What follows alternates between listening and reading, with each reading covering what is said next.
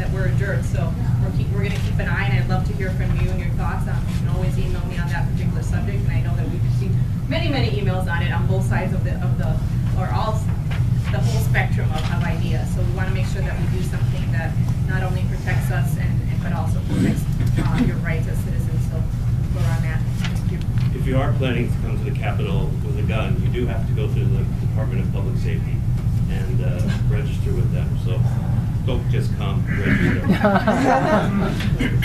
All right, we're going to shift topics again. Another one that's hot button in the news about marriage. So this one's from Alan Mathiewicz. Is that right? Would you like to ask your question? Yeah. When is Minnesota going to pass equal protection for marriage, meaning allowing gay marriage? When is this going to happen?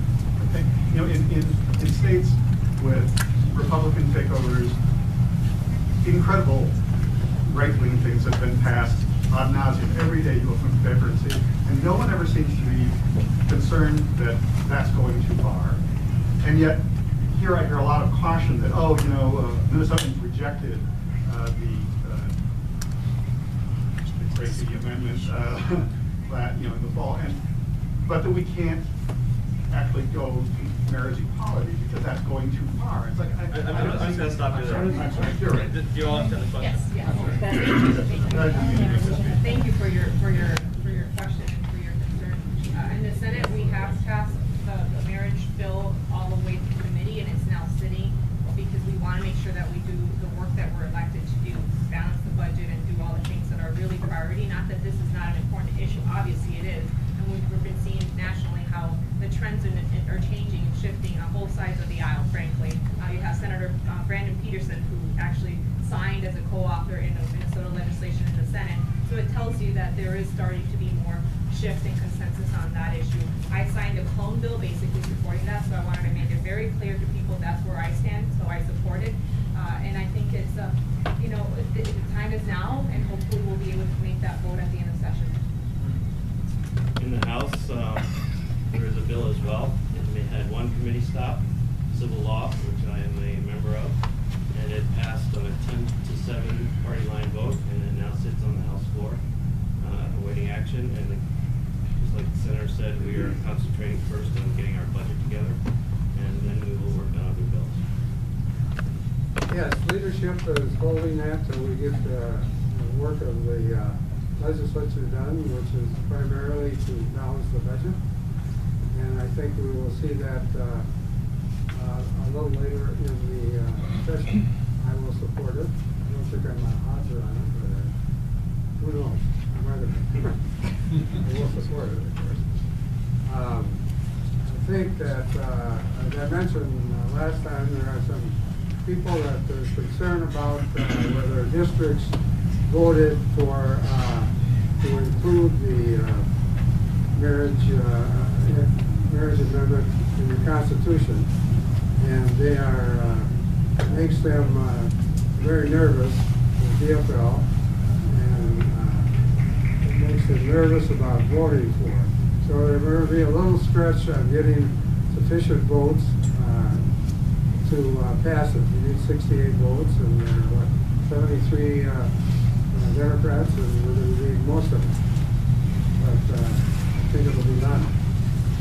And the bill that's in the House, I don't know about the Senate, it's called civil marriage, and it does not impose on any religious organization or entity anything.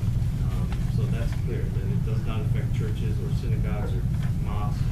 That's up to individual congregations. All right, we're going to move on to another question. This one's about education. We have a number of questions about our teacher retirement fund and pre-K funding and so forth. Lonnie Skrenner? Go ahead and read. Okay. The question is, I'm assuming you all realize that new money proposed for pre-K-12 does not even make up for what has been lost to inflation over the last 10 years of flat funding. What can be done to truly increase investment in pre-K-12? I can start a little bit with that. Well, first of all, we have a lot of debt still on the books, so we have what Representative Erhardt mentioned earlier, $627 million to be exact, plus the $800 million that we'll still school. So we have to pay that off before we think of any investments, in my opinion. Pay off your credit card before you do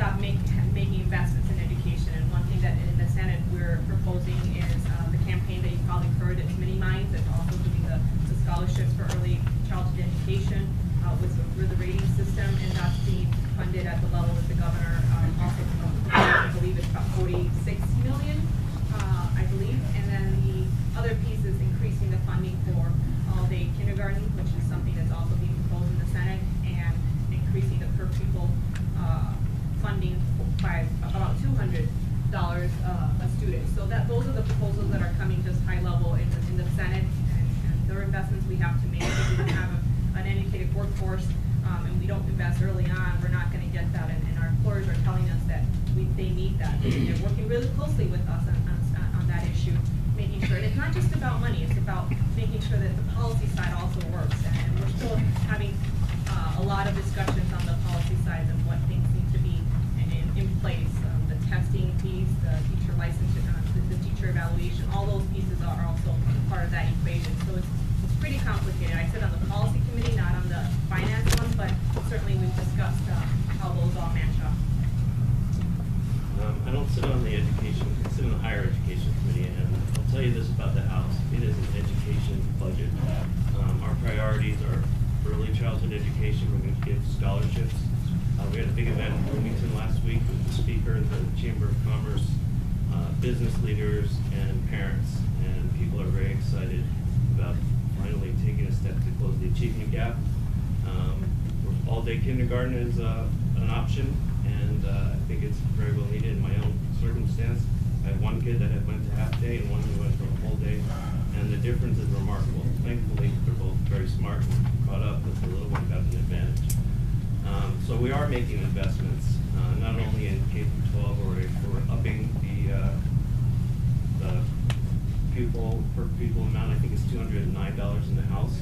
But we're in the process of putting together our higher education bill, which for the first time in a very, very long time, we're going to make some targeted investments in higher ed and try and keep tuition down, which is more than doubled over the last 8 years. I'm not new to the education committee, but I know how important education is to this community, as it should be, and I will fully support what they deliver up as a bill. And I think they're headed in the direction of improving education pretty much across the board, from early childhood through post-secondary. All right, I have a couple more questions I'd like to try to address briefly on the topics of education, because there's more questions like this. This one is from Grant Johnson. Would you like to ask your question, or would you like to? No, you can read it. Okay. If you can read it. Yeah. Since early childhood, is that right? Since early childhood care, child care providers are overwhelmingly against unionization, will you publicly oppose HF 950 and SF 778, or at least keep the threshold at 30% per, and I don't know what Pell Rep. Per Pell Rep. I don't know what it's for. You understand? Pell Rep guidelines. Gotcha. I can start with that. We haven't heard those bills, at least I haven't heard those bills in the Senate. I know you've been watching very closely all the hearings in the Senate and the House, so thank you for your active participation.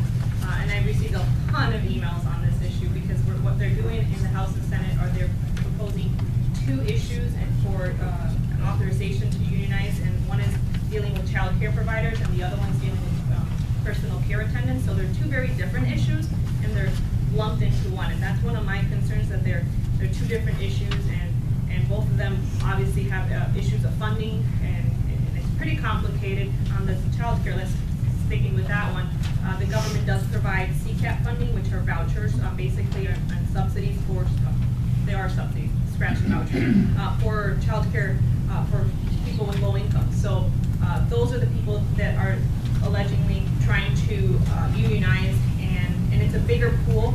My perspective is child care providers are, for the most part, business owners, small business owners, and we have to find a way to respect that. And I just have a lot of concerns of what this would do for those people who believe they're their own boss, and now we're putting this extra layer. So at this point, I have a lot of concerns, and I'm not ready to endorse the proposal.